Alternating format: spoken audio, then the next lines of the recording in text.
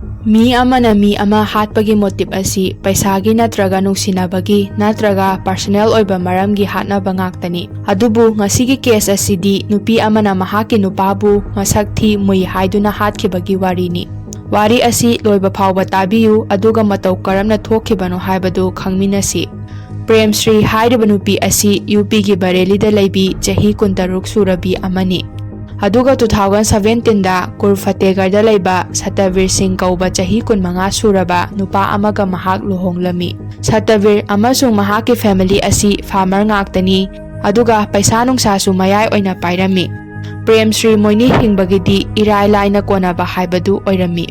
Adubu makhoigi problem amadi lairami madudi luhongba nauringaidagi hauna Premsrina Satavirgi masak asi supam pamamde. Satavirda toina mahakna masak thi mui haina isau langami.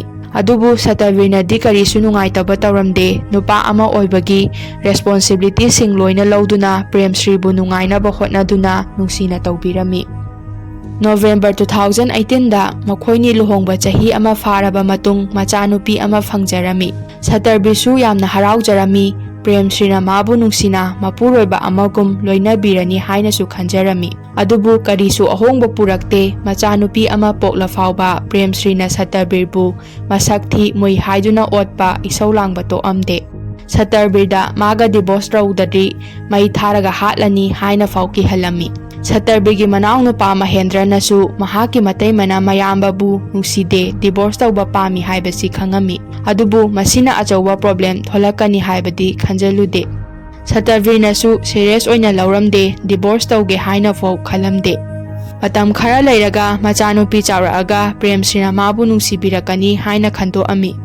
Adubu nongmagi Premsrina mabu nungsidaba tukachaba henjalakhi. Asumna tawbadagi Satavir wakhal nungaitaba masana masagi masak asi hainajaraktaba fawba phawrakhi. 14 April 2019 da Satarbirga Premsrigi mapamda chatlami aduga Premsrina mayunggi mama mapada Satarbirga divorce tawrage haina hairami adubu mama mapana di yaramde. Premsrigi mama mapana su Satarbirda nangna nasak thibagi thoibani haina chaibirami. Satarbirna masak thibasi mahaki maral amagumna Premsrigi mapamgi miyoi singna su khanbirami. Asigi matungda Satarbirga makhoi ani mayumda halaklami. Adubu nongalaga 15 April 2019 da Satarbirna mayumda famungda tumduna lairingai aduga mapaga manaw pagana labukta thabak suba ayukki pung 5 makhai taba matamda chatlami aduga khangawdana Satarbirgi kaagi thongnaw adudagi maikhu kaba urami. Asigi matungda mapaga manaw pagana chelaktuna Satarbirgi kaada changluba matamdadi Satarbirdu maina chaktuna lairami aduga magi nupi Premsrigi makhongsu maina khara chaklami. Asigi matungda imung manunggi amasung laikagi miyoisingna Satavir hospital da pukhalami aduga Satarbirgi manaw nupa Mahendra na police station da chatuna Premsrigi mathakta attempt to murder gi case ama file tarami. Tholiba thodok asi accident natte Premsrina Satarbir hatke tawbani haina khalami. Police na hospital da chatuna Satarbirgi statement laurami adubu masa adu maina thina chakpana wadi fajana haiba ngamlamde. Tapna ngangduna Premsrina thainadagi olakpa divorce tawdadi mai Tharaga hatkani haina kihankhiba mayamdu tamlamlaga Satarbir maina thina chakpaduna maram oiraga sikhirami. Premsrina police ta mai adu mana thaba natte haiduna hairami adubu 2021 da police na Premsrigi mathakta court ta charge sheet ama thangatlami aduga case asi trial chathaba horami. Kota Premsrina madi mara laite Satarbirbu mana kanke tawbani aduda masu makhongda maina chakpani haina hairami.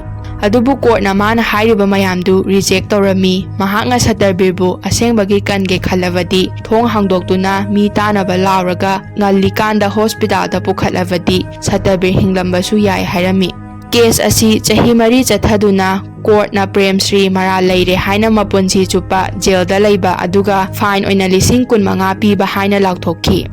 Masini mara leijadaba magi nupabu masak thi mui haiduna tamthina mai Tharaga hatokpikhibagi angakpa wari. Asigumba asengba thokhiba crime story tanabagi damak channel asibu nungsibiduna subscribe tawbiramo.